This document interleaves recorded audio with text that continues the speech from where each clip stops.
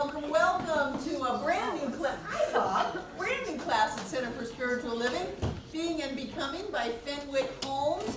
It's a wonderful, wonderful book. We're going to have a great time. Just a little treatment etiquette.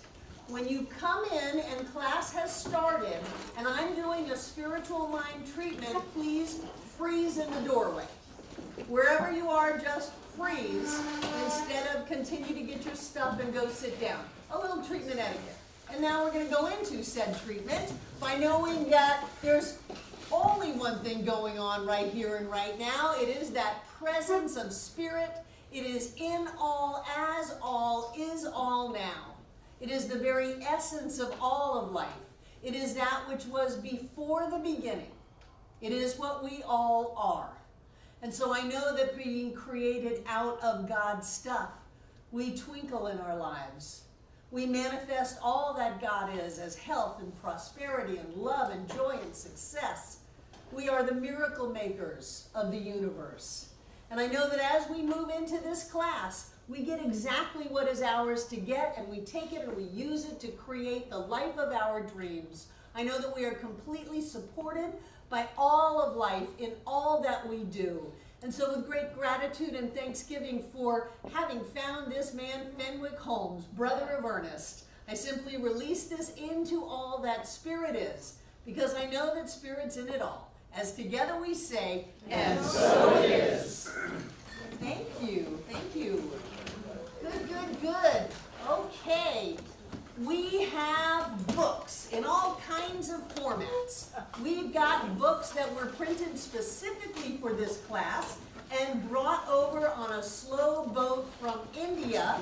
It took well over a month to get these books, and those are set up on the table in the back. We also have the book as a free download on our website, which is www.cslasheville.org. You click on the tab that says Science of Mind. For some of you, it's a tab on the left. For some of you, it's right smack in the middle of the screen. And from there, you go to Books to Download. Scroll down till you find Being and Becoming, and it says download PDF here, and you click that, and it magically appears in your computer or phone or tablet, whatever it is you're using to access the website. So that's available for free. You can also find the book on Amazon.com. I couldn't find it when I ordered them from India, but now it's there for $10.57, and they have a Kindle version of $4.39. So these are your options to get the book. You can also find used copies, copies that are hardbacks. It's out there even though it's been out of print for a long time. There's this whole new industry called printing on demand. And so you order one little old book, and they print it for you and put it in an envelope and ship it to you. It's fantastic. I feel so important. Jen? I just want to say, I am not familiar with this book. I just, sitting here, read the first page, and it was just so beautiful. Yes. I decided I'm also going to get the Kindle versions for my iPhone. Great. It's amazing. Or you can download it from our website, and it'll go into your, what was it called? iBooks. iBooks. If you're a Mac user. And be in a format that you can instantly read. I have both Kindle and Nook on my tablet, so it always asks, what do you want to use to open this? And so I can pick what will open it, and then I can read it.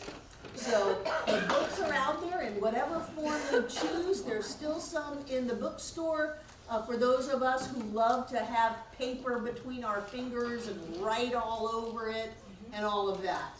But I agree with you. Fenwick is wonderful. I fell in love with Fenwick about 3 years ago and diligently got 3 of his books on our website. And now B. Lothrop brought me a fourth one yesterday. There's another Fenwick book that I never even knew existed, but we have 3 on our website. We have The Law of Mind in Action, Being and Becoming, and How to Develop the Faith That Heals. So we have those 3 on our website, as well as so many other books.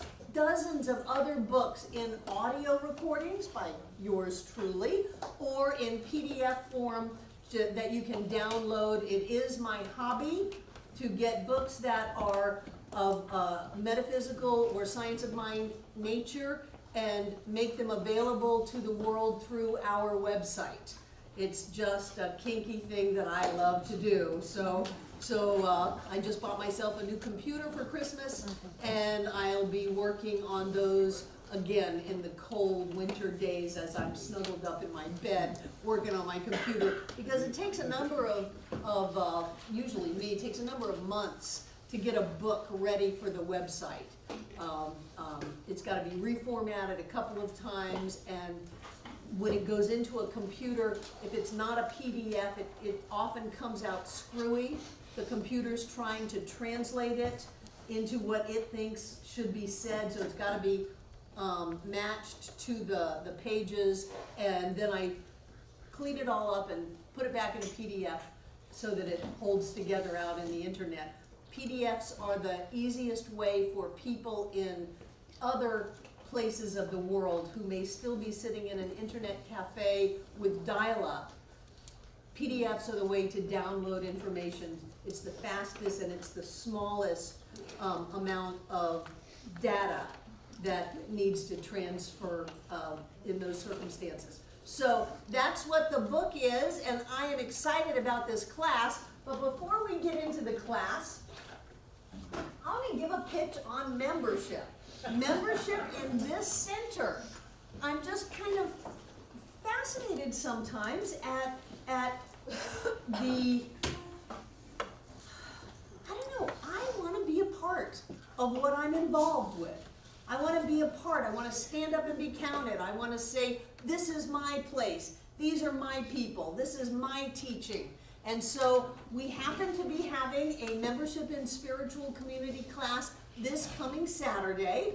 And I wanted to give an open invitation to anyone who might want to be a member of this center. I believe that there is great value to be gained from being a part of something instead of being on the outskirts of it. And even though people say, well, I get what everybody else gets, I come and I learn and I grow, it's a different relationship. So I just want to invite you to be a part of the best thing happening, I believe, in Asheville, North Carolina, and the world, which is Center for Spiritual Living Asheville, and put it out there. Would anyone like to be a member of this center that isn't? Hello. I've already said that everybody already is. Well, no, but soon to be, I believe. Okay, just thought I'd put it out there. Is there a way that people online can become a member of the center, or do they We have to haven't be worked that out physically yet. there? We haven't worked that out yet. I have thought about that. You know, then our membership rolls could swell to the thousands. But I'm not looking for numbers, I'm looking for connections and relationships. Yes. So any questions before we get started? Yeah, what did you say the other book was of his that's on your How to develop a faith that heals. And B, what is the name of the fourth book? Something about the truth about matter. It's The Truth About Matter. Yes, it's up on my desk. The truth about matter is that it's not real. It blinks in and out of form. Okay. So the reading assignments are going to be 2 chapters a week, and I want to give you a heads up that we will not be having class on February 19th and March 5th. February 19th, I will be at the annual convention in Anaheim, California for Centers for Spiritual Living as John leaves his position after 6 years as the elected president of Centers for Spiritual Living. Celebrate! Yes, yes. I would like to have a party that next Sunday. And then I'll teach class because I don't want you to go 3 weeks. But then Tuesday morning after the next class, John and I are going to Costa Rica to take a breath. Nice. It's been 6 years, and we just want to take a breath. There are people wanting him to, go into this field and go into that field and do this and do that. And I said, sweetie, we need a breath. We do. We need probably longer than a breath, but we're going to do our first breathing in Costa Rica. So that will take me out on March 5th, but I'll be back for the 12th. So, no class, February 19th and March 5th. Okay? Can I erase all of this stuff? Does anyone not have it? Can I take a picture of it?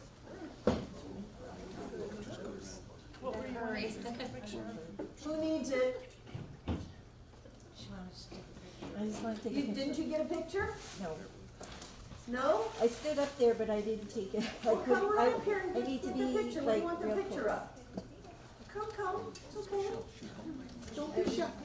I am shy. Are you taking a picture of the website? This and that. Okay, Yes. Thank you. shoot away. Since I didn't, bring your phone with you.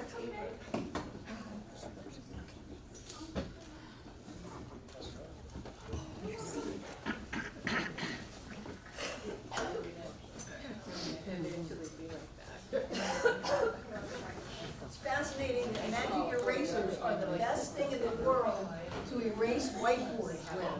That's why they're called magic erasers. Oh, you keep them wet though.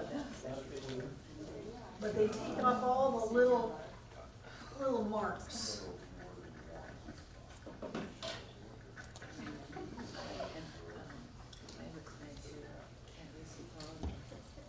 How many people are familiar with our website? Did you notice it changed over the week after Christmas? They completely redid the website. We outgrew our second or third server. So we have outgrown our server. We have too much data for them to hold, with over 10 years of videos and audio recordings and books and all kinds of things, classes and workshops. So Devon and Rodney have moved it to yet another serving platform, whatever they're called, holders of the websites. And in doing so, they spiffed it up a little bit. So it's more user friendly. It's got those download PDF here, click on buttons, which are very, just spell it out for me, please, so I can get it right, which are very helpful. And the website just looks particularly clean and crisp now. So I was delighted about that. This book is set up in 2 different sections. The first one is being as the impersonal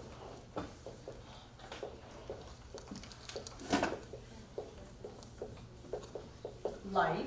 And then the second half of the book is being as personal spirit. And I think that the being as in personal life is a lot of what we get in the Science of Mind textbook. We get the laying of it out, we get the rational logic of it, we get diagrams and the whole intellectual basis of the teaching. But what Fenwick gives us in the second half of the book is being as the personal spirit, the connection to spirit that I can feel. And I love that. It's a little slippery slope, because when we talk about the God that hears us, it can be easy to flip into this idea of an outside God that is listening. Yo, Barbara, I hear you, I get that. It's not like that, so we have to be careful to know that it's all the awareness of the presence of spirit within us, and yet it is certainly not a lonely journey. How can we be alone if there's only one? And so there is that something, that presence that hears us, that heals us, that loves us, but it is all still inside of us. But I love that because I don't think we've gotten that. I've been in this teaching 40 some odd years. Almost exactly 40 years. And it's always been very, very logical. You know, you've got the circle and the lines and the beat, and you got all these words and get them in the right space, you know, because your future may depend on it and all that stuff. That's not it. The way that it really is a sense of connection, a sense of knowing, a sense of support, and knowing that the universe is at our fingertips to be able to manifest that which we choose to experience, and we don't have to work it, we don't have to fight it, we don't have to will it into form. And Ernest says all of that. He says if you're tired after you're doing a treatment, you're doing it wrong. But then there's the same thing again, I'm doing it wrong. You know, well, let me try harder. Because I don't want to do it wrong. I want to do it right because my future depends on it. So now I'm going to be at odds with myself. And Fenwick says there is a God that hears you. There is a God that serves you. There is a God that loves you. And I love that feeling. And he does it with poetry, and he does it very mystically, and still lays out the argument of how the universe is one and how we truly are the individualization of spirit made manifest as us. But we get to be touched at the same time. So the book is laid out in two different parts, being as the impersonal life and then being as personal spirit. So the first part of the book is being as impersonal life. You got it? Yep. Yeah. Okay. So being or the changeless life. What does that mean? The changeless life. Can you just say the sentence again? Being or the changeless life. So what he's talking about is the changeless life.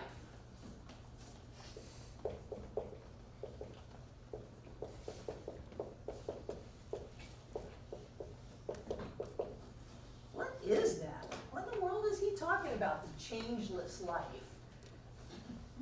Well, first of all, changeless would be what? I don't want to just have you all have blank stares. Yes. It would be the same. Changeless, nothing ever happens, everything stays the same. That there is something that doesn't change. Yes. Lynn. Consistency. Pardon me? Consistency. Consistency. But what is this thing called life?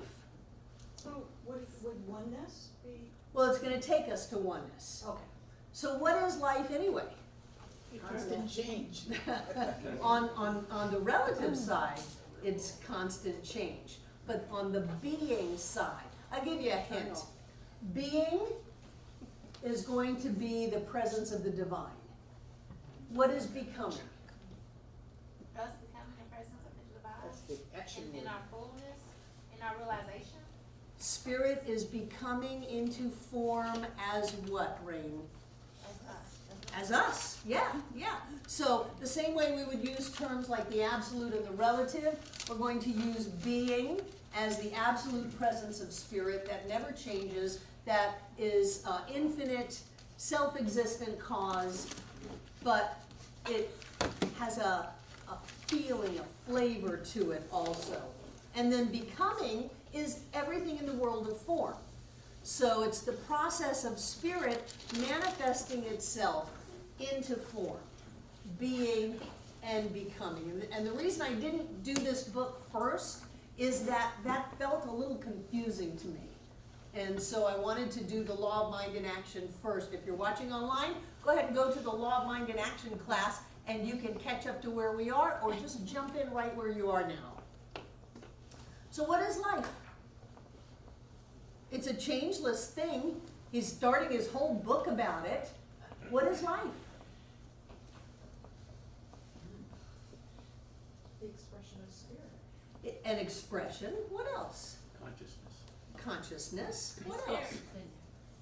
What we make of it. Well, life is what we make of it on the becoming side, But it's being informed. that once it's in form. What is that presence of life that is before form? Spirit. Can you see life? No. You can't see it. Existence. Existence, energy. Vibration. So if you take a seed and cut it in half, can you see the life in it? So how does it turn into a tree, a tomato plant, a weed? Magic. The energy is activated. The energy is activated. What did you say, Amanda? Magic. Magic. Well, it is kind of magic. It is kind of magic. It grows into what it was destined by the divine to be. So let's not have the divine destine something. Let's say that it grows into that which is its nature. Okay, because there's not a divine that's saying, hey you're a potato. I am destining you to be a potato. You get to be a redwood tree. No, it's not like that. There is an inherent nature that everything has in its individualized state. So it reproduces after its kind. But if you cut open a seed, you cannot find the life in it. Usually people say you can count the seeds in an apple, but you can't count the apples in a seed. But let's go even farther than that. You can't see the life of it. Do you remember when they opened up one of the tombs in the pyramids of Egypt and they found ancient grains? You can buy them now at Sam's. They're called ancient grains. And they were in that tomb for thousands and thousands of years.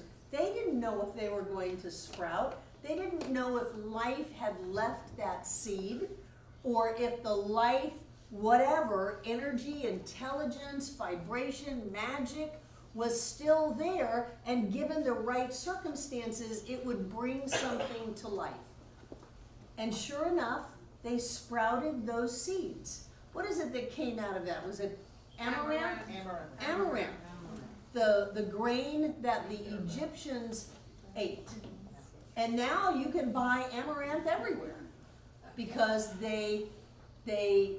because that life force did not abandon the seed just because it wasn't being actualized. And I want you to hear this because this is you. The life force did not abandon the seed just because it hadn't been actualized yet. Now think of all the areas in your life that you haven't actualized yet. Total joy, multi-million-dollar consciousness, all the traveling that you fantasize about, all of the healing work that you want to do, amazing bodies, finding your true love, whatever it is that you haven't actualized yet, that seed of an idea is still alive and kicking. It still has life in it. And that's really important for you to get, that it still has life in it, and given the right circumstances, will come to life and cover the whole world. Once you get it into the whole Walmart distribution system, you can have amaranth everywhere. Freezing. On here it says life is absolute or all. Right. What chapter is that? It's on page 7. Okay, we're gonna get to that. The word absolute. We're building a premise here. Oh, I thought we were doing the definition of life, and that's what it has for that. Thank you, thank you. Life is absolute or all. I like the magic of it, Amanda. Yes. I like the magic. Have you ever seen a baby be born? It's amazing. It's amazing. Even kittens and puppies are amazing. They're alive. You know, kind of like Dr. Frankenstein or Dr. Frankenstein when he said, "It's alive!" But he didn't put life in there. There's an inherent life that comes up out of everything. So whether it is we're planting a seed in the soil in the world, or whether we're planting a seed in the soil of ourselves. There is life within everything. One of the examples that Fenwick used was, if a body is damaged, what is that life and that intelligence that can bring things together to rebuild organs and knit tissue and mend bones? That life force is not only to bring to life, but it is to keep life going, to keep life healthy. How many people were here yesterday? We saw Lynn Villa come in this room. She came in this room. She was run over by a car. That's right. A truck on her head. It's amazing what had to happen for her body to knit, to regrow, to come back to the way that it was originally meant to be, to come into alignment with the wisdom and the intelligence that is her physical form. That life was always there for her. No matter what happened to her physical body, no matter what you have done to your body, life is always there, ready to repair, ready to rejuvenate, ready to regenerate, and bring back into alignment with the idea, the nature that you are, of health and wholeness. It's always there, and you cannot get away from it. I don't even think you can get away from it when you drop your physical body. You're still going to be alive. You're just going to be alive on a different dimension, a different plane. Who knows? Who knows? Maybe we wake up immediately as a baby again. I don't know. Maybe we're just a light being forever. Whatever it is, there's still that life which we are, because life can never stop living. Death is not the opposite of life. There is no opposite of life. So when they call it changeless life, it is that energy that can never change. No matter what you do to it, no matter what you've done to it, no matter how much you have changed the inherent wisdom of your body will come back. So people go, oh, I smoked for 100 years and now I'm going to have lung cancer. No, you're not.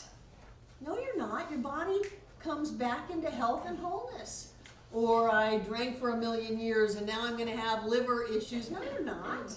There's a wisdom and an intelligence within you. If you can get run over by a truck, you can handle smoking and drinking. Your body can do this, really. So what we want to do is understand this idea of life. It's a really magical and wonderful idea. And it is what we are. We are alive. So take a minute and just feel into that. You being alive has you connecting with or experiencing that which you are that's really special.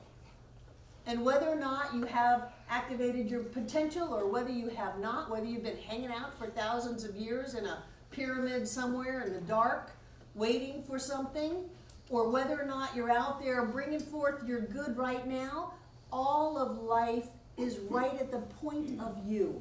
You don't have to go get it. You don't have to do something for it. You don't have to barter with the universe. Life is at the point of you, and it can do anything. It can heal anything. It can grow anything. It can bring things into form that people would have said were impossible because of life. And the whole idea that life is changeless means that this life, the formless within which is contained all form, let me say that again, the formless within which is contained all form, the changeless within which is contained all change, that changeless life contains all of this physical stuff, but it isn't the physical stuff. There's a big difference, because that's where people get into secondary causation. Remember Thomas Troward, when you allow your purpose to be contingent upon any person, place, or thing, you have descended to the level of secondary causation. And that is the realm of doubt, fear, and limitation, because we're not dealing at the level of that which changes. Your good is not contingent upon what the stock market does, what politicians do, what your neighbor's dog does, what the doctor said was going on inside of you. Your good is not contingent upon that, because that's the changing. You're going back to the life that is changeless. And it's not separate from this. It's not like we have to go on a mountaintop and divulge? No, that's not it. Get rid of all of our worldly possessions and divest ourselves of our worldly possessions and our wanton thoughts. We don't have to do that. We're good with possessions and thoughts. It contains this world of physical form that is changing. But this isn't it. There is a much greater reality that is mystical and magical, and it has feelings that come with it of awe and wonder. It is life. And that changeless life is the beginning of his whole premise of the book. All of nature is alive. Can you get that? Yeah. How many people have hugged a tree? Yeah. How many people have talked to a rock? Yeah, yeah. The stories that I love about Masaru Emoto in Japan, and how he took water and typed a little label on it of love or peace or harmony or anger or disease, and left them overnight, and then froze the water, and at the point of crystallization of freezing, took a picture with a microscopic camera and showed how the same water with the different words on it changed, amazingly changed. And then he took it out a few years later, and they started doing blessings on lakes in Japan and waterways in Japan, and they cleaned up all by themselves, just from the blessing, the energy, the love. And so everything in nature is alive, because life is in it. And everything that is alive reacts to things around it. There's a wonderful story called The Secret Life of Plants. It was one of the first books that I read. And they took these plants and they put little biofeedback machines on them, on the leaves and the stems of the plant, and they would be in the other room. And they would think, I'm going to go in there and cut that plant down. And the plant would go freaking out with the biofeedback machine, because it understood the energy and the intention, and there was a wisdom inherent with that plant that would make it react to what was being thought to the plants.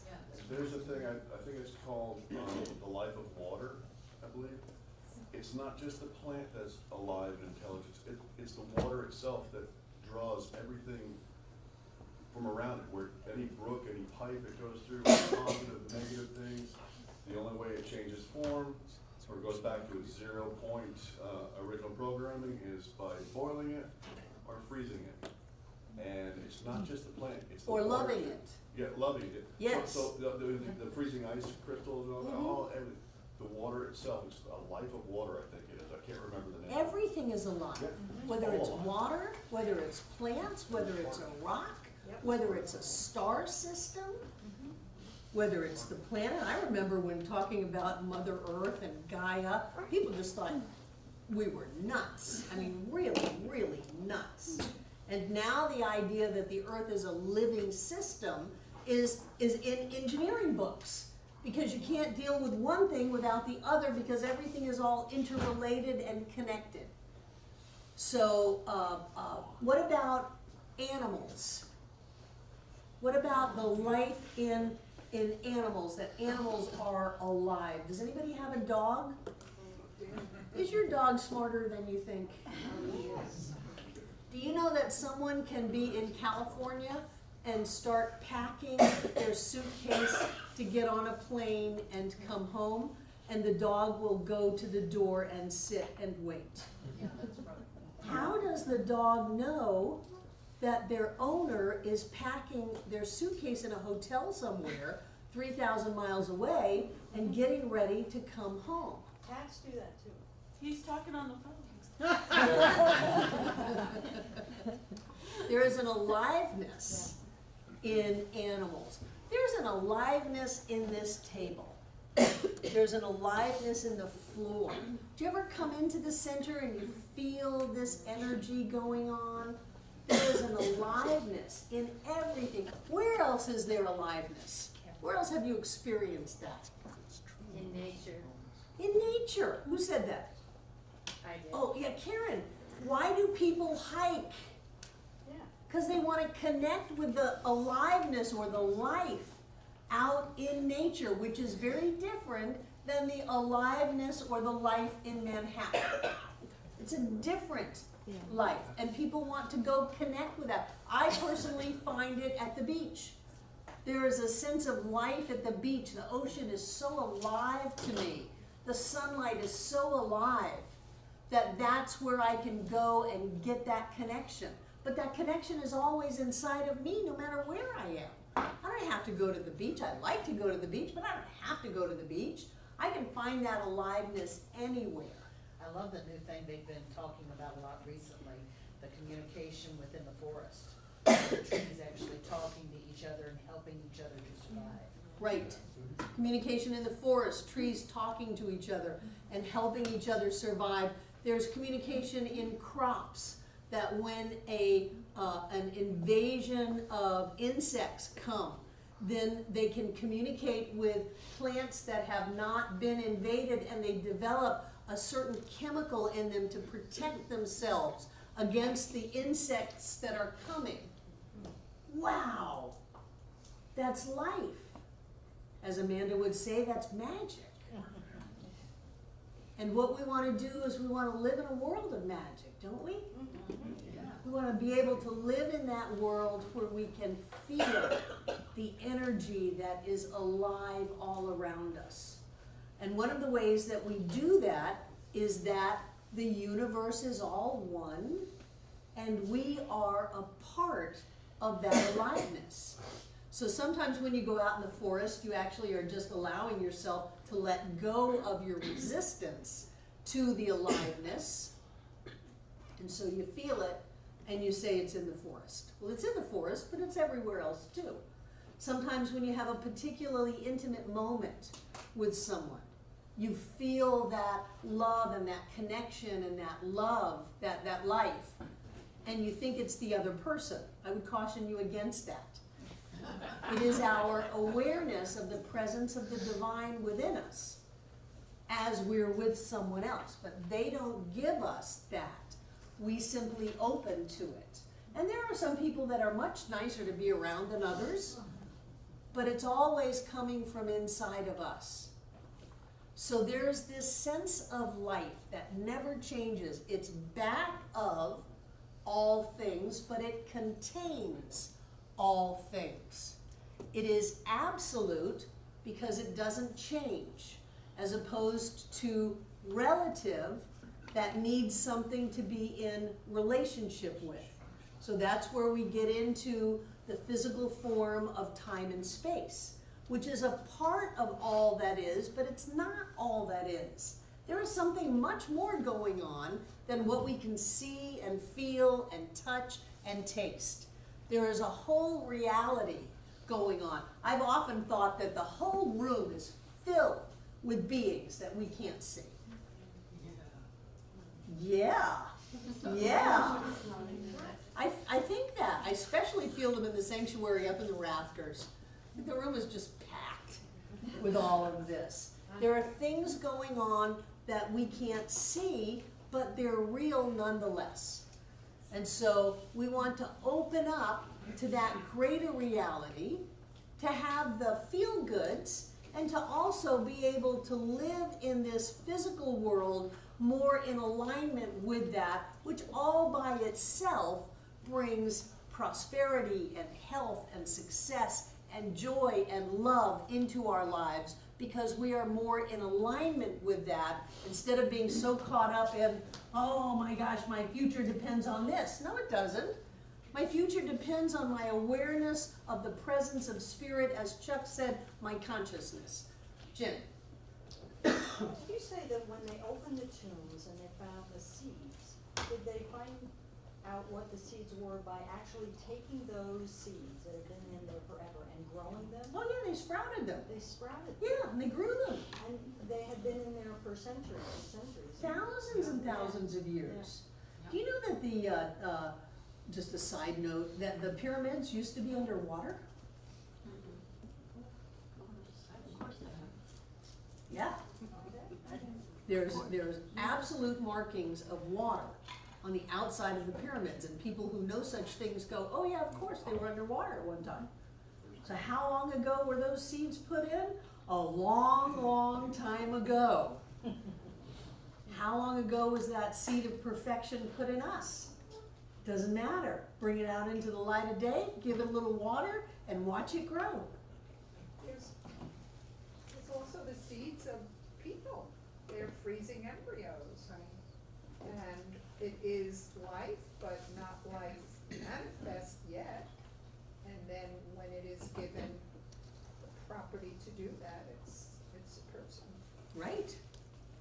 It's fascinating. Yeah, I don't know What how is long. life? Yeah, I don't know how long they could be held like that, but it's been quite a while. Some science fiction movies say lots of, pretty long. Okay. So this has brought us up to this idea of the absolute.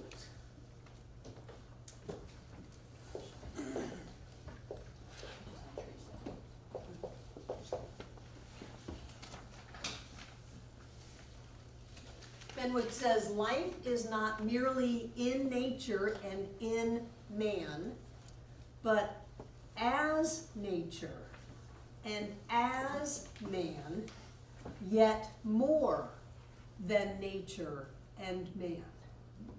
So life or spirit or whatever you want to call it is not just in us. It's not in like my shoulder, or it's in a little part of me, and it's not even as me, but it is as me and more than me. More than anything that we can imagine.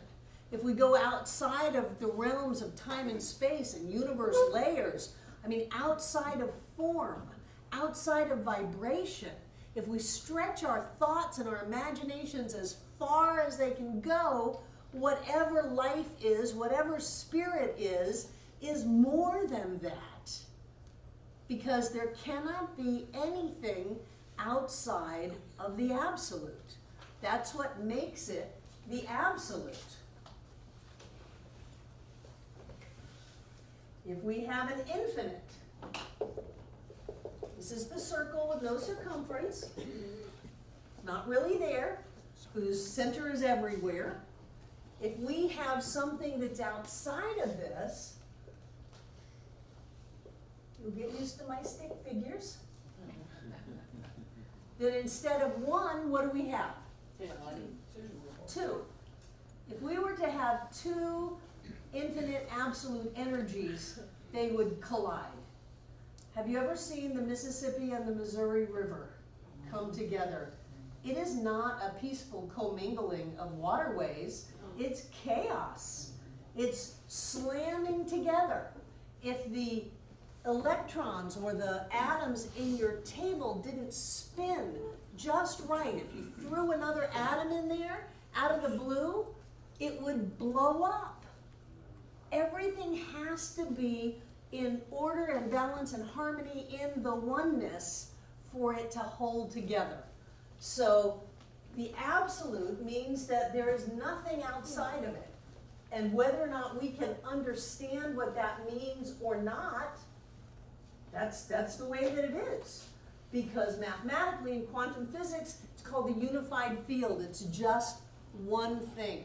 You can't have two unified fields or the unified fields blow up and time and space doesn't exist. So we wouldn't be here to have the conversation. There's only one. And the oneness has some real perks for us because it means that we're connected with everything. It means that we're connected with everyone. It means that we're connected with every when, and we're connected with every how. So if we are looking to create something, and something had to happen 20 years ago for our manifestation to occur, it happens. We're outside of the bonds of time and space in this idea of oneness. We can know when somebody's thinking about us. Do you ever pick up the phone and call somebody and they said, I was just thinking about you? That's being outside of the realms of time and space. How many people have sat bolt upright in their bed and knew something had happened to one of their children or someone that they loved? That's outside of time and space. And also, when we are creating something and someone else says, well, that's impossible, well, that's in time and space. We deal with outside of time and space. When someone says you can never heal from that, that will never change. Of course it will. We're not bound by what's happened up until now. If we were bound by what had happened up until now, we would never evolve as a species. We're evolving all the time. We're always doing new things because we are not bound. That life is not bound by anything. So we have the absolute. And a little explanation of that is pantheism, which means God is everything.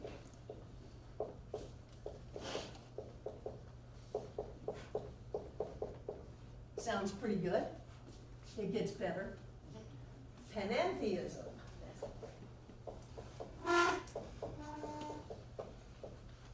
Which means God is everything.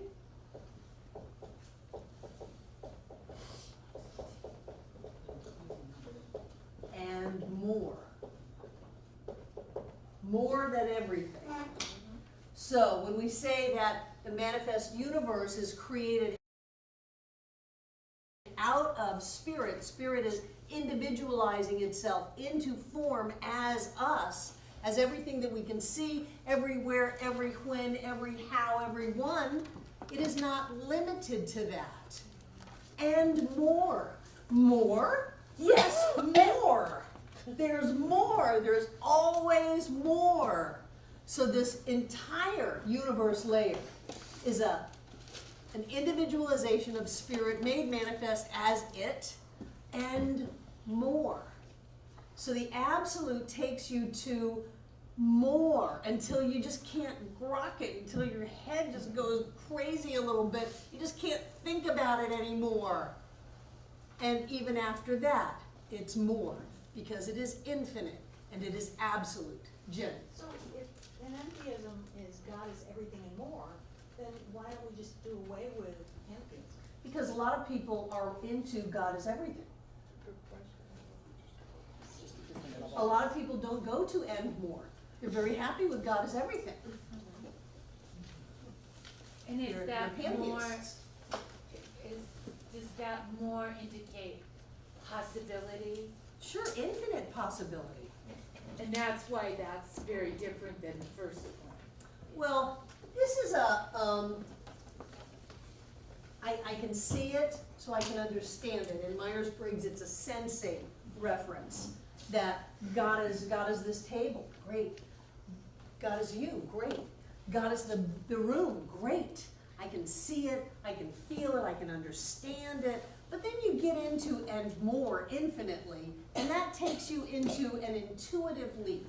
You have to have an intuitive mindset to understand or even begin to embrace the idea that whatever life is, whatever spirit is, whatever God is, it goes way beyond universes. We used to use universe and spirit synonymously until we realized that whatever spirit is, spirit can't be contained in a universe, that it goes way beyond that. You look at those Hubble telescopes pictures and it's like, well, that's just a little piece of it because I can see that. You know how big that stuff is? It's huge.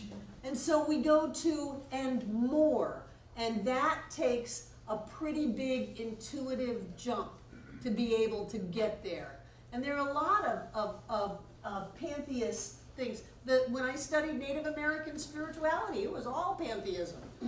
It is. It's very much that spirit is right here in this, and you do this, and it's that. It's very sensual, very visual, very touching. Troy. To me, it sounds like it indicates everything that is, and more is the potential for anything. Exactly. It's infinite potential. But isn't it just mind-blowing what the absolute is, what the infinite is? And the reason you want to get clear about these things is because when the doctor shows you the x-ray or the diagnosis, it's real easy to forget about the and more. Right. It's really easy to forget that we have life, the same life that was in the seeds, the same life that is in the plant with the biofeedback setup, the same life that the dog knows that their master is coming from 3,000 miles away. We have that ability to experience the as yet impossible as the possible because of infinite probabilities, because of this idea about the absolute and the infinite. So it's important to realize that whatever spirit is, it doesn't stop just because our thought stops. Well, as far as I can go is that, what did I get a treatment request for last week? Treat that the doctors get all the surgery, all the cancer, and that I have a speedy recovery. And I said, well, why don't we just treat for health? Yeah. You don't have to go through that. You might go through that. Your manifestation of health coming through your belief system may manifest as surgery, but let's not just take that as a given. I have seen too many instantaneous healings to go as a given with that. Let's treat your health. Let's treat your wholeness. Let's treat your perfection right here and right now. But sometimes we get those diagnoses and we get those fear things. You know, life goes boom. And we forget that it's infinite, that there are infinite possibilities and probabilities. I got something for you. I wanted to use it in my talk a week ago. I forgot. It's on Facebook, so you may have heard it. You're holding a cup of coffee. Somebody knocks your arm. You spill your coffee. Why'd you spill your coffee? Because it was coffee. Yeah. Most people think it's because somebody knocked your arm. You're holding a cup of coffee, somebody knocks your arm, you spill your coffee. Why'd you spill your coffee? Most people say it's because somebody knocked your arm. No, it's because there was coffee in your cup. You're holding a cup of tea. Somebody knocks your arm, you spill your tea. Why'd you spill your tea? Why'd you spill tea? Because there was tea in your cup. Life is going to knock your arm. Anyone who thinks that it isn't is naive. Life is going to say, boo. And when you jump and spill what's in your cup, it's because that's what you're carrying around. That's what's in your cup. So it's important for you to be mindful of what you put in your cup. That's why I think spiritual practice is so important, because that puts faith, it puts trust, it puts peace, it puts knowing in our cup. And when life goes boom, out comes faith and trust and knowing and peace and all these great things that we've put in our cup. That's what goes flying. And frankly, that's when we want it to go flying all over us. It's because that's what we're carrying around with us. So be mindful of what you put in your cup, because you're going to spill it on yourself sooner or later. And what we want to do is spill out, wait a minute, there are infinite possibilities. There are infinite answers to this question. There are infinite solutions to this scenario. And I have an experience of an absolute infinite presence of life in me, just like the seeds in the pyramids. just like the little seed, the little acorn that drops down from our 450-year-old oak tree up there. I have that in me. I can't see it. I can't find it anywhere, but it's in there. And if I give it just a little bit of nurturing, it's going to grow and come out and manifest as the solution to this problem, the answer to this question, a whole different reality. That's what we want to have in our cup. That's what we want to know so that we can bring that forth. And for me, that takes practice. Even after 40 years, it still takes practice so that when something happens, I don't go, well, that's just impossible. I remember looking at Lynn in the ICU at Neurotrauma Intensive Care. She is the third person to come out of that neurotrauma intensive care at Mission Hospital fine. Fine. I had one person who the doctors told his wife, that he would be a quadriplegic, and she said, "Don't you talk to me, my minister is coming." No. I don't want to hear He this. walked out just fine. He walked out just fine. I had another young man who is the son of one of our members who got in a bad situation, was beaten on the head with a tire iron. And he was in neurotrauma intensive care, and they didn't think he was going to make it out, period. And I said, oh, wait a minute. I know this room. I know this exact room. I have been in this exact room before. And we took hands, we did a spiritual mind treatment, and every so often he comes with his dad. And then there was Lynn. She was in a coma for 2 weeks. Neurotrauma intensive care. She was here Sunday. She drove you crazy on Saturday, didn't she? She worked you for 12 hours. And she was fine. She was still going strong. She's Lynn. Yes. So, pardon me? Well, how could she be working Well, Breezy was helping her. They went grocery shopping. They went to Best Buy. They did a lot of stuff. A lot of stuff. moved a lot of furniture? Moved a lot of furniture. Oh, that is wonderful. So what we want to know is that no matter what the scenario is, we have infinite at our beck and call. Not even at our beck and call, we have infinite inside of us because we have that life. And I want you to get that it's mystical, and I want you to get that it's magical, and that you can't point your finger at it, and yet it's all around. It's like the fish swimming in the water going, I want to experience God. I want to experience water. I'm looking all over for water, not knowing that it's in the water. That's us. We're in spirit. And then we go, oh, I want to connect with spirit. Well, you're in it. You are it. And whatever it is going so far beyond your ability to think about it and more. So that no matter what happens, you always have the and more. Drew. I love the analogy of the cup thing. The pessimist opposite. The point is the cup is refillable. And to get to where you have the unshakability of that monk in the forest, to not be attached to what's in the cup, because you can carry something around like a precious thing and you're gonna drop it. Okay, it's just gonna happen. You're too focused on it. Anybody hit your hand, the cup is refillable, and not to be too attached to what's in the cup. Right, not being attached to what's in the cup is very important. It's refillable. But you're gonna spill your cup. Yeah. So you might as well put something in it that you want spilled on you, because you're gonna spill it. Susanna. I don't know if this will make sense, but it moves you away from being a victim. Of course it moves you away from being a Yeah. victim. Because Victims it's not are, down to you. You've made the choice to have the tea in the cup, and therefore, if your arm is knocked or spells, it's because you were a choice originally. you were originally a Yeah. choice, really. Of course. Victimization is not what it's cracked up to be.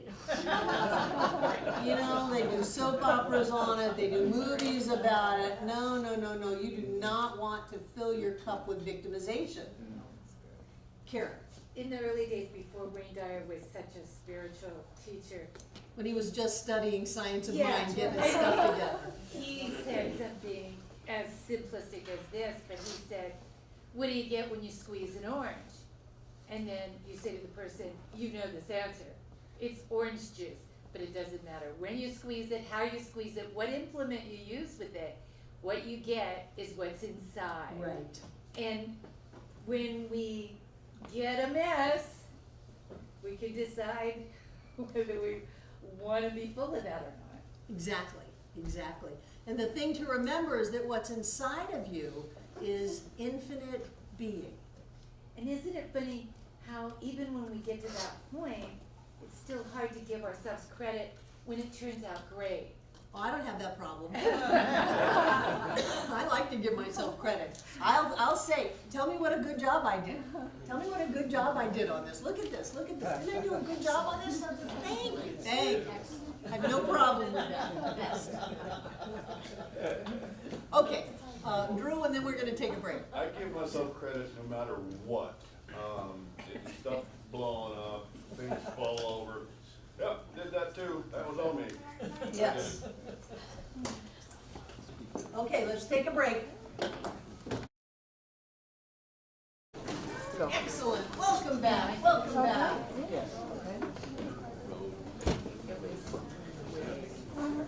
So the first idea in chapter 1 is being, or the changeless life. And then what we're looking at is the changing form. So the changeless, which is the absolute, the infinite, changes into form. And when it changes into form, does it change? And if it changes, how does it change and how does it not change? Well, that's a good question. So if being manifests itself into form and becomes changing form, how is that changing? It's becoming, as opposed to just being. Right, but give me some specifics. How does it change? Michelle. It changes on an elemental level. So elementally, everything is changing. But how does that look to you? Ray, I'm getting old. you are not getting old. Time is a change, isn't it? Yeah. You're one of the youngest people in this room. What else is changing, Annette? Well, it coalesces into form or to a different pattern. So different patterns of form change. Susan? As per my expectations, it changes. Okay, it changes according to your expectations. Is your body changing right now? Yes. Yeah. As per expectations, very often. Yes. Are the yes. Yeah, when it comes from energy, just pure energy, it goes into another dimension. Right, but how is that on your end? How does that feel? How does that look? What things in your life are changing? Everything's changing. Everything is changing. Everything is changing. Your body is changing. Way back in whenever this was, 1918, something like that, he said that every cell in your body is new in a year. Every organ, every bone, every tissue is completely regenerated, rebuilt, renewed every year. I remember when I was in school, they used to say every 7 years, but it's gotten much faster. And he started off fast. So your body is changing. What else is changing? Everything. The way you think. The way you think. I'm looking for some tangible things. Physical things in your life that are changing. Where you live. What else? What you drive. What you drive. Your environment. So you have, Who the people are in your life. Are you still hanging around with the people you went to kindergarten with? let's No. hope not. People. What, Karen? Let's hope not. The people in your life. How about your opportunities in life? Yeah, it's the changes. Always changing. You're always getting new opportunities. Change is health. Your body is always changing. How about your money? Yeah. You just said that. Always changing. And the reason I want you to see that is that when you are looking at the things in your life, the becomings in your life, understand that they are inherently changing. It came to pass and not to stay. If you're going through the valley of the shadow of death, don't build a condo. You know, it's changing.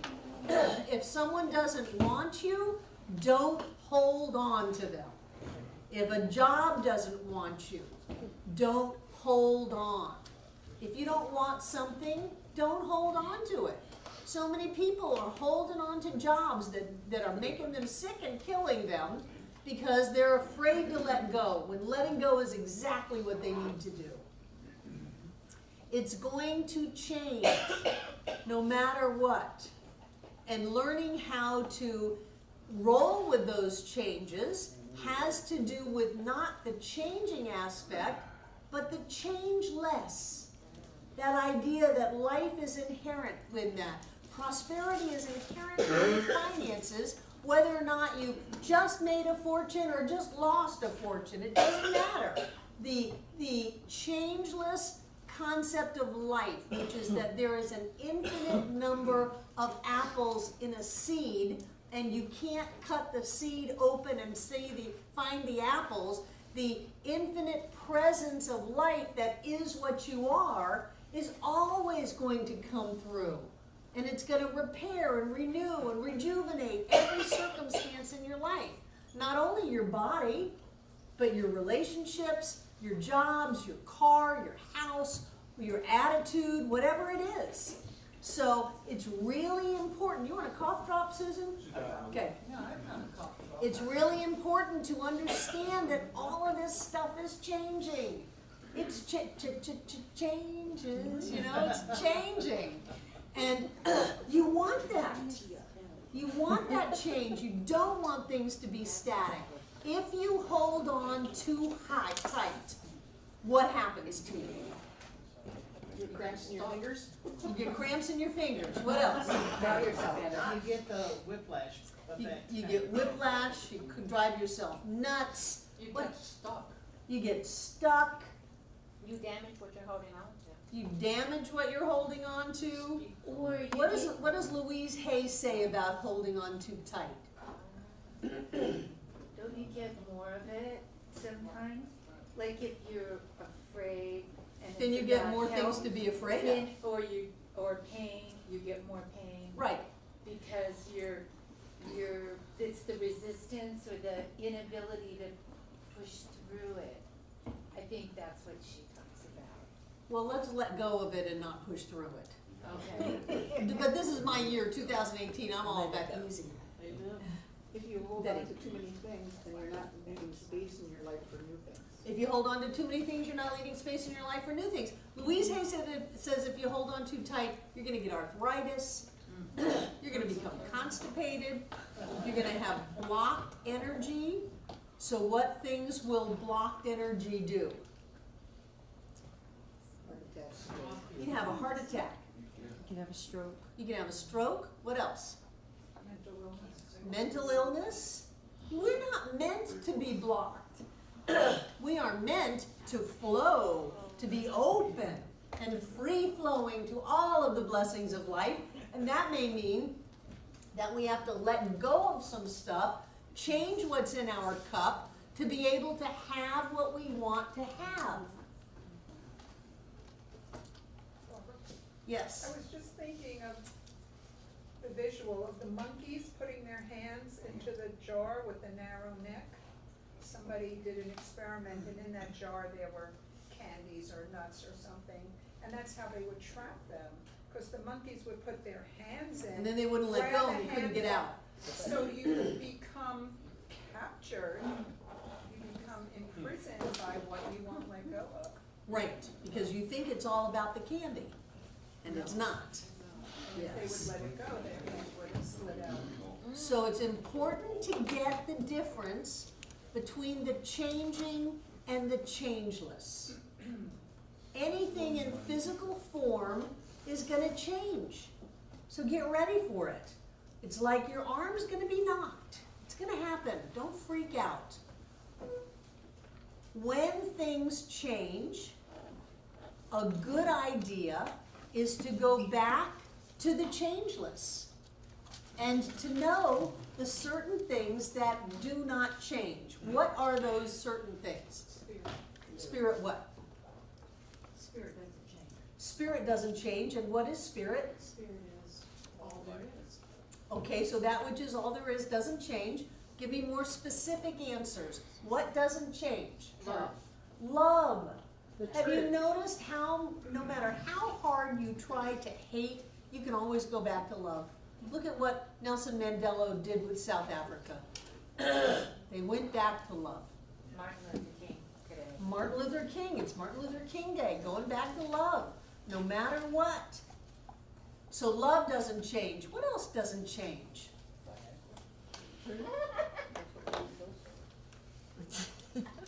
What else doesn't change? I'm blocking Breezy out. Beauty. Pardon me? Beauty. Beauty doesn't change. Have you noticed that you can find beauty in anything? Have you? Yes. If you look, you can find beauty no matter what you're looking at. What else doesn't change? Humor. Health, humor. What The else? truth. What is the truth? The truth of who we are. Which is? Spirit. The truth that we are spirit or that we are changeless. Yes. Our physical bodies may be changing. Right. We have a body, but we are not our body. Get this. We have a body, but we are not our body. We have emotions, but we are not our emotions. We have thoughts, but we are not our thoughts. Who is the person that decides what you're going to think? Me. Something other than the thought that you think. Someone, you, decided to think that thought. That part of you doesn't change.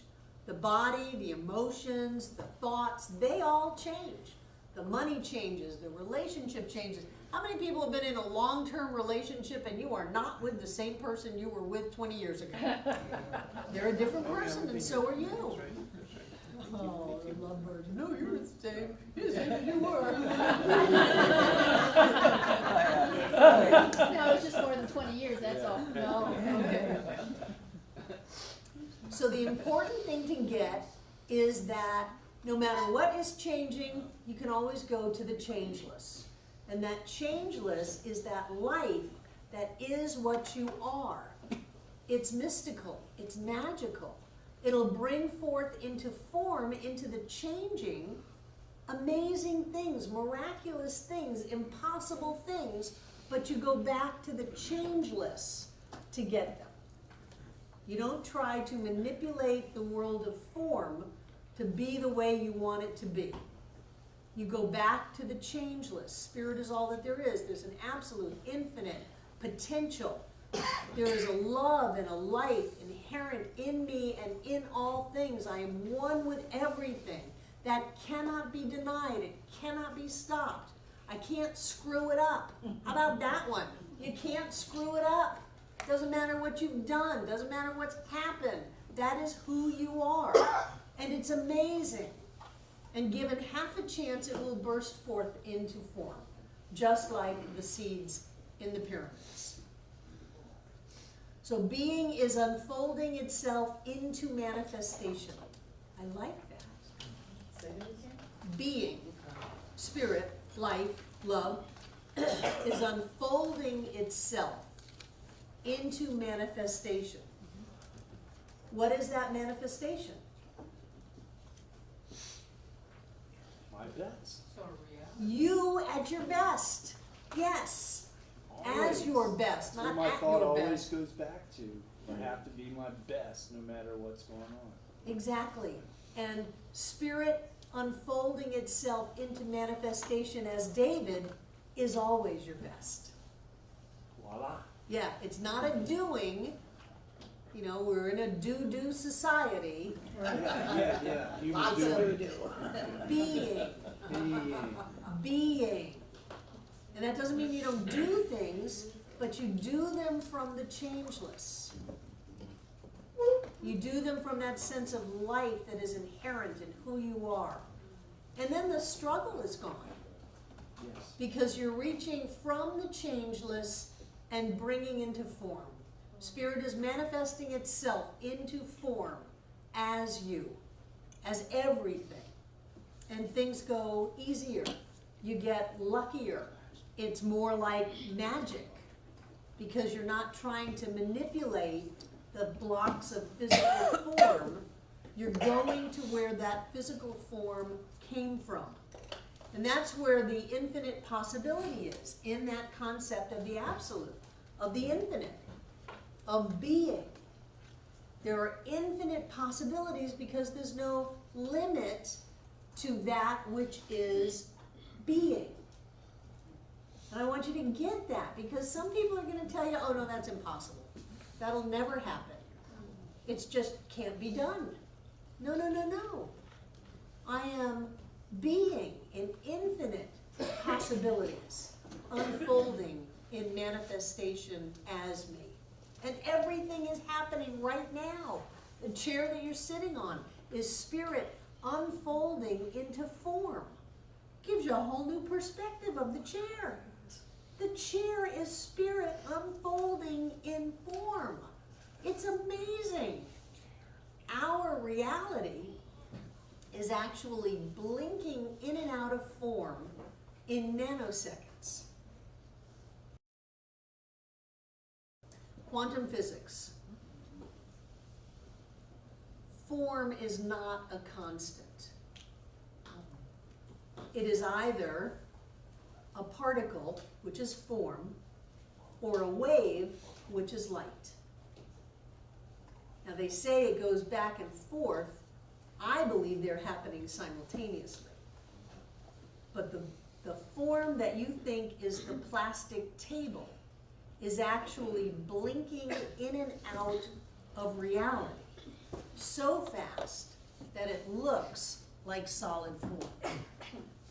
Sandra was saying that when she was in junior high back in the 60s,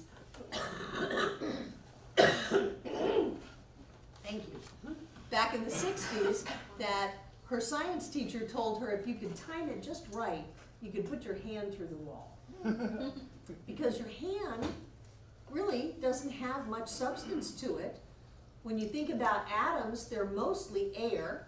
The electrons are spinning around them. And then when you think about they're going in and out of form anyway, a particle, a wave, a particle, a wave, a particle, a wave, then the whole spectrum of time and space is blinking in and out. And the So walls did the doing the science same teach- thing too. All the walls are doing the same thing, our bodies are doing the same Did thing. the science teacher ever put it in? No, Did you what? put her hand through the wall. No.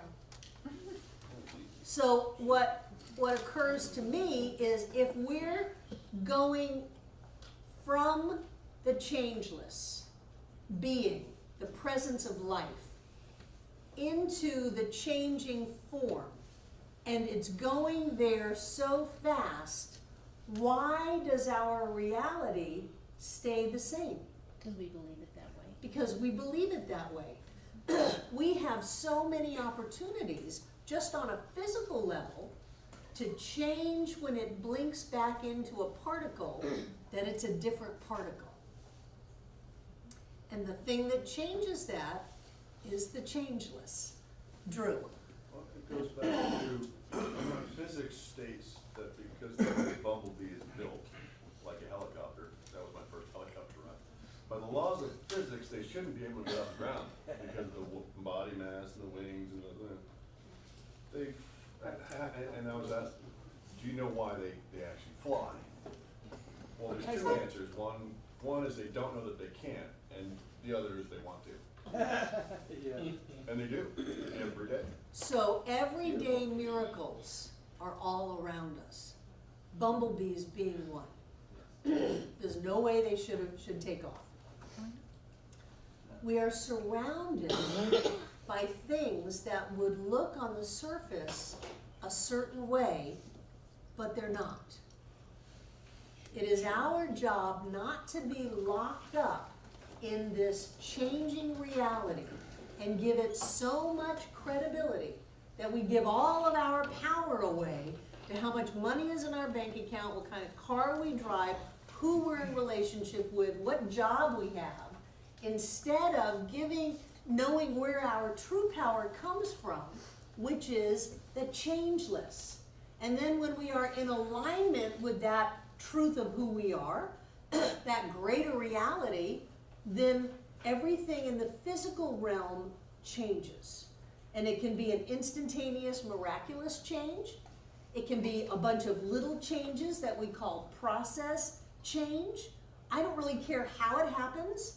I'm just grateful that the more that we hang out in the awareness of the changeless with infinite possibilities and let go of the constraints of time and space and physical form, the more we get change in our physical form. If you go around and you focus on prosperity, abundance, beauty, joy, if you focus on that, your money will grow. It's amazing. If you go around and feel terrible about yourself, that people are doing you wrong, that you're being ripped off, your money will shrink. It is amazing how that happens. And so many people, even in this teaching, they think it's about treating the money. You don't want to treat the money. The money is a byproduct. You want to treat yourself in awareness of the infinite and the absolute nature of the divine as changeless. And what does that mean? I believe that once we are clear, we can have anything happen at any moment that we choose to have just like that. I've seen movies, not in life. John and I wanted to go see him and then he passed on. But I've seen movies of Sai Baba filling up 55-gallon drums with the holy ash that came from his hands called vibhuti. And I know people who have pictures of Sai Baba on their wall in their house, and every morning the floor has a pile of vibhuti on it. I believe that when we're clear about this unchanging reality of life, we don't have to get it, we don't have to change into it, we don't have to go chase it. It is what we are. When we're clear about that, then miracles become an everyday occurrence. And we can have those kinds of instantaneous demonstrations in our lives just like that. But it comes always from the changeless. And that is our discipline. What do we put in our cup? What do we put in our cup? What do we listen to? Who do we hang out with? How do we see ourselves? Can we look in the mirror and go, I am the infinite possibility of being, expressing and becoming as me. I mean, I can almost feel it vibrating in and out of form.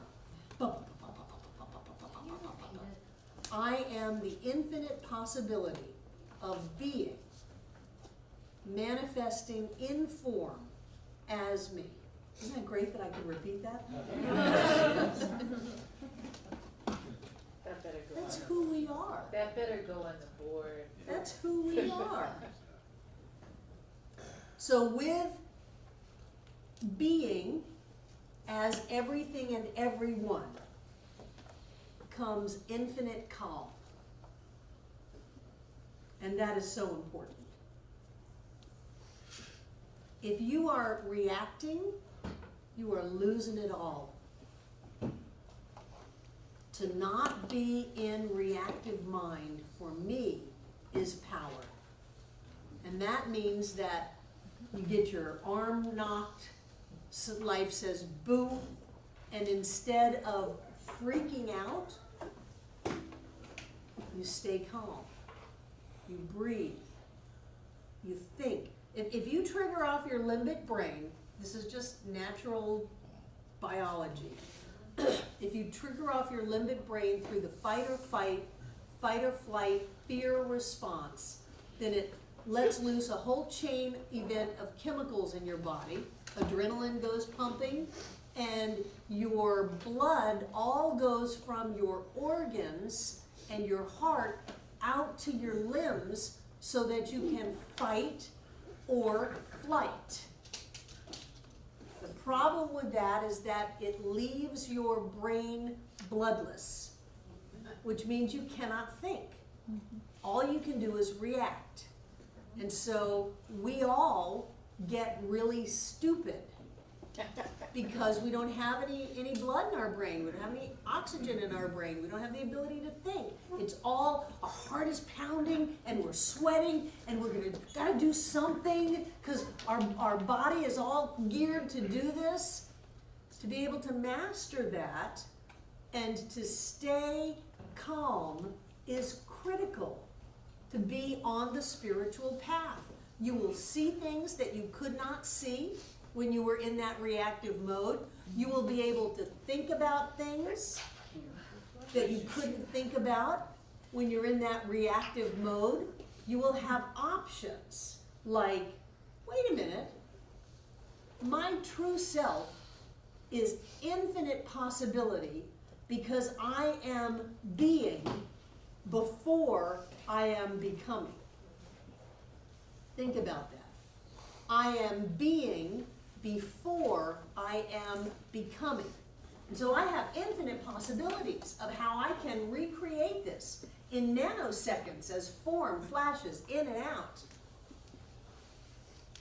To be able to keep your wits about you, to realize that nothing is static, this is all changing, nothing is stuck, we're not holding on, we're letting go, gives you the opportunity to recreate at a moment's notice anything that's happening. Has anybody ever done that? Yeah, I was just thinking of that. I had, years ago, when I was a young person, I was in the Central Park, it was totally deserted, and this guy came up out of the bushes, and he came at me, and it looked like I was gonna get raped. And, you know, at first I was scared, and then all of a sudden, I don't know what happened, but I became very calm, and I suddenly had this thing that I knew what I would do, and I pretended to have a fit, and I went blah, blah, blah, and I spat, and I gagged, and he just turned and he ran away. Okay, so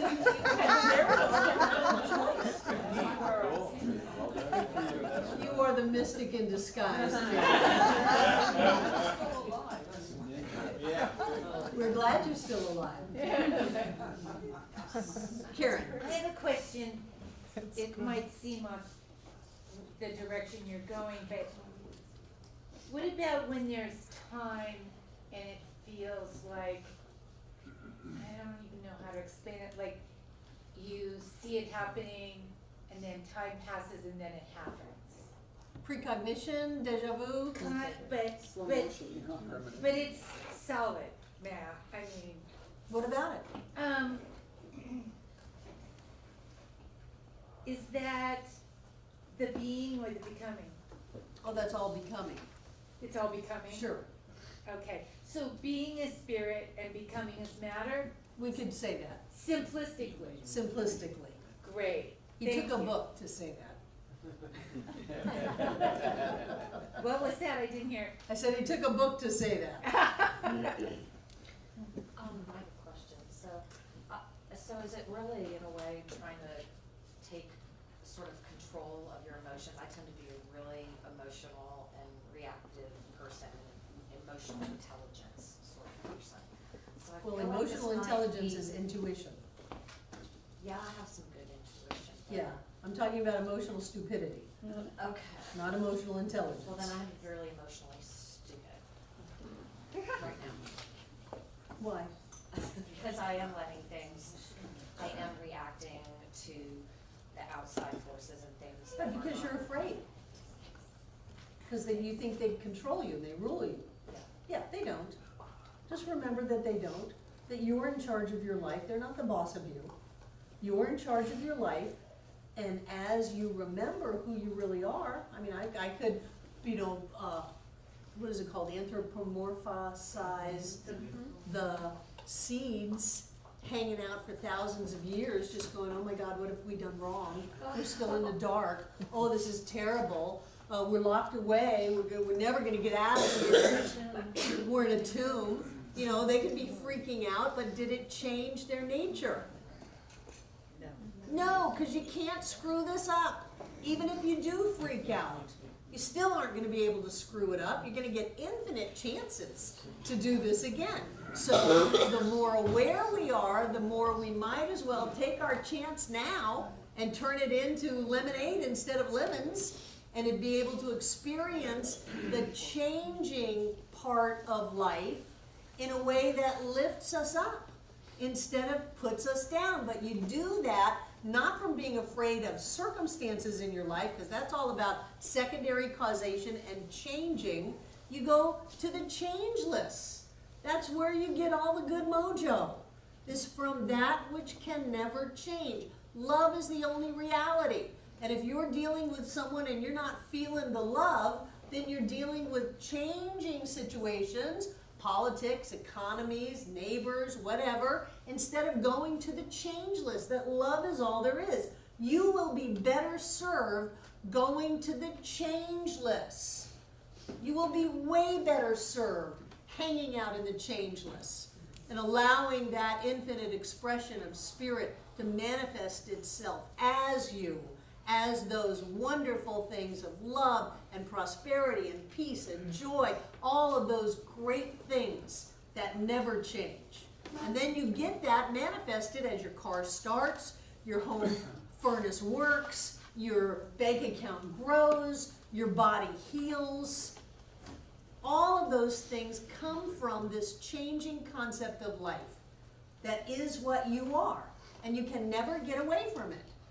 Even when you lay this body down, you can't get away from it. It is who you are and what you are, and the more you hang out with that and how magical and mystical it is, the more that you bring forth into form great experiences, wonderful opportunities, doors that are open, the carpet is rolled out, and you just sashay through life with every good thing showing up, because you are dealing at the level of the changeless. Does that make sense? This is so important, because people come into this teaching and they say, oh, all I have to do is do an affirmation 1,000 times and I can manipulate the amount of money in my checkbook. And they think that's it. That's not it. Go to the changeless and watch the infinite prosperity and abundance of the universe show up. Who saw the interview of the guy that won the lottery? $500 million. He is a 20-year-old young man. $500 million. I'm open. I'm open to my good. I accept my good. I am hanging out in the changeless of infinite prosperity, and that means I need to live that way every moment, no matter how much money I have. I live in prosperity and abundance, and then the changing shows up. Troy.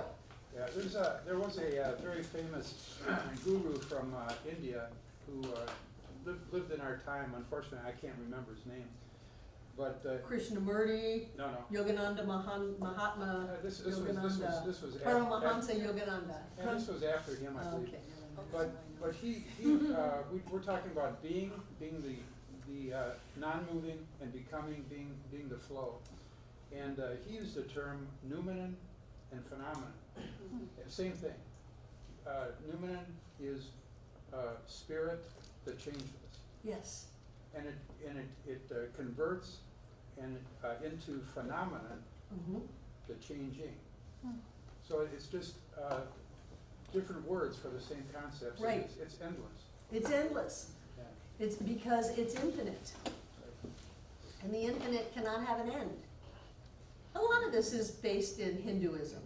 The difference is that in Hinduism, because of the culture and the huge poverty that woven into their spirituality was a sense of acceptance of poverty and even an embracing of it. You've got to divest yourself of your ego, so you're gonna go sit out and beg for rice every day. You don't want to want, except now you want to not want. And so you get kind of caught in a catch-22 with all of that. But a lot of this has its basis in Hinduism. The truth is that life is abundant. Life is prosperous. Nature is lavish. Nature is very wasteful. Have you noticed that? We have hundreds and hundreds of apples that rot on the ground. Such a wasteful nature. Yes, it's healthy. If nature wasn't wasteful, it would not be as healthy as it is. The oak tree has, I believe, millions of acorns come off of it in the hopes that one tree will come. It's wasteful. So go ahead and be a little wasteful. Recycle, compost, do whatever you want to do, but waste a little bit. Oh, you can't waste. Why not? What is in your belief system that says you gotta eat it all, drink it all, finish it all? What is that? It's lack. What? My mother. It's lack. It's lack of limitation. Right, so you don't want to do that. I live in an abundant universe where there is more than enough for all. It's infinite. It's absolute, and it is what we are now. We don't have to get it. We don't have to work a deal. We don't have to find it. It is our very nature. We are the life of all that is. We are connected with all that is. It's amazing what we are. And everything changes. So relax. Take a breath. Don't freak out, because that will not help. Choose what you want to create. Come from that sense of connectedness of all that is, and watch how it manifests. I'm working.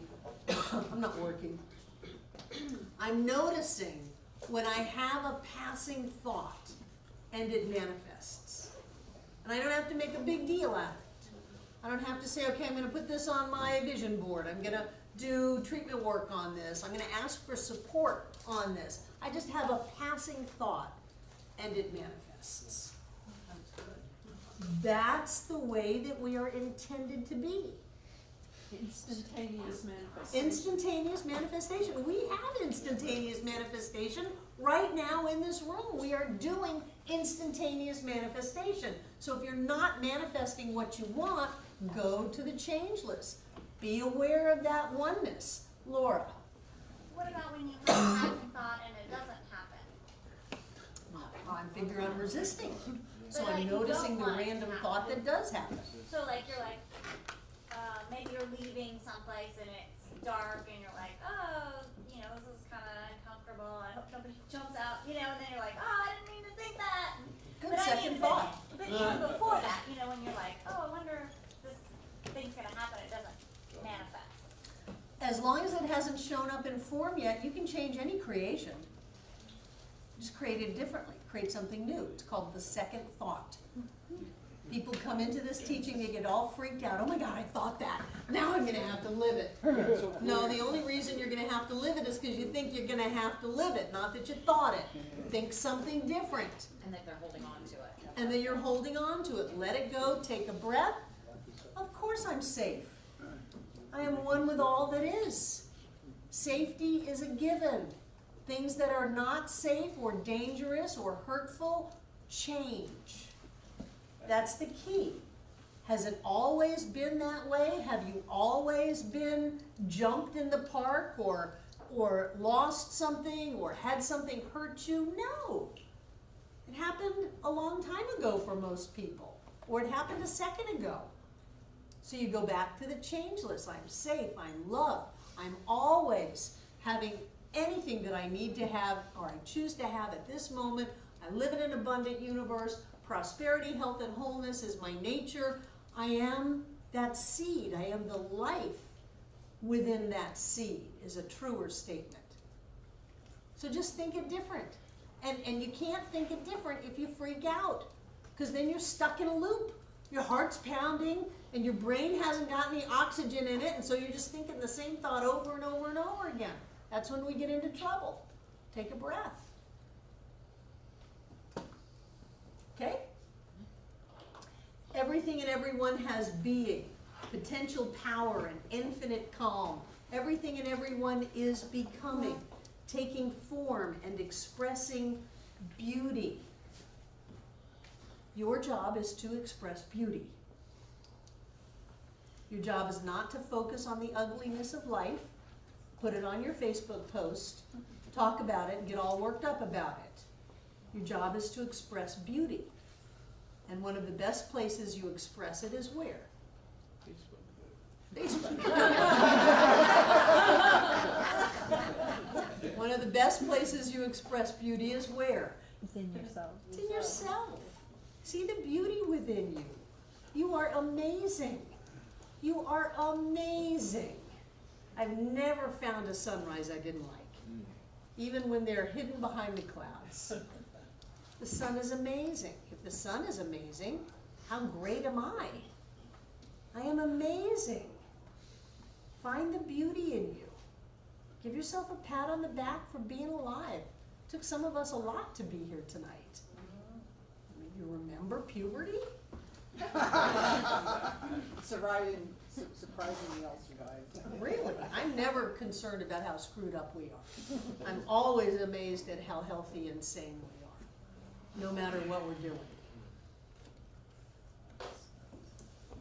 So, he uses the example of the wave. And being a beach lover, I love that example. When you envision a wave, is it separate from the ocean? No. Does it matter whether it's a big wave or a little wave? No. Is the big wave more of the ocean than the little wave? Not necessarily. No. There's no place you can cut the wave out of the ocean. And you've surfed in those holes and tubes, and there's no place where the wave never stops and the ocean starts. It rises up on the top of the ocean, but the wave under the top is still the ocean. It's a movement of the ocean. Does it matter whether or not the rain is raining on the wave as to whether or not it's the ocean? No. Doesn't matter what size it is. Doesn't matter whether it's a great surfing wave or whether it's a little puddle wave. It doesn't even matter whether or not it's crashed up on the beach and run back into the ocean. It is still the ocean. It doesn't matter what your circumstances are, what you look like, how big you are, how small you are, how old you are. It doesn't matter what you've gone through. You are still the changeless. You are still life. You are still being, becoming as you, for the purpose of self-awareness, to spirit to individualize itself as us, for the purpose of self-consciousness. Isn't that cool? Yes. I give spirit the ability to be self-conscious as me. Rain. Self-conscious for what? Just to be self-conscious, to be aware. There's no secondary purpose to it. To be aware. The infinite must always be expanding. Otherwise there would be an edge. Quickly, Drew. I just had a noticing thing. It's like self-conscious and self-conscious. Ooh. Thank you, Drew. Talk amongst yourselves. I want to read you a quote from page 12 as our close. We do not live in a world that has been made. We live in a world being made. We live in a universe of becoming. Our world has not been made. Our world is being made every second. It is up to us to be in that aware state to where it is being made in the way that we want it to. Not by focusing on what's being made, but by focusing on those changeless experiences. That there is life, there is love, there is peace, there is joy, there is health, wholeness, and prosperity. That they are here, right now. They supersede and transcend every experience in our lives, and we're gonna hang out there, and then our world reflects that, often in ways that we didn't expect, often in ways that are better than what we expected. Yes. Does that make sense? Wonderful. Great. Take out what you're going to give. This class is offered on a love offering basis, and those of you watching online, you too can be a part of the flow of prosperity and abundance into the world and into your life by going to the donate button on our website. It'll take you to our PayPal account.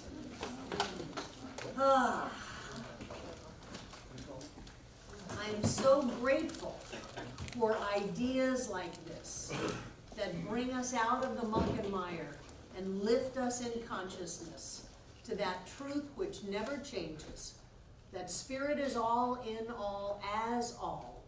There is an infinite, absolute presence of life. It is what we are. And so we give our gift from that clarity of consciousness that we are created out of abundance, we are created out of health and love and joy.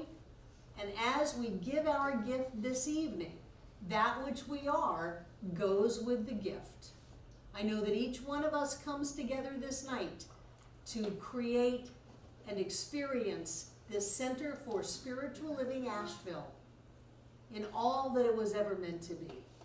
It is a place of peace, a beacon of light, a tower of strength, and a fountain of wisdom that touches the lives of all who call it home. And so it is.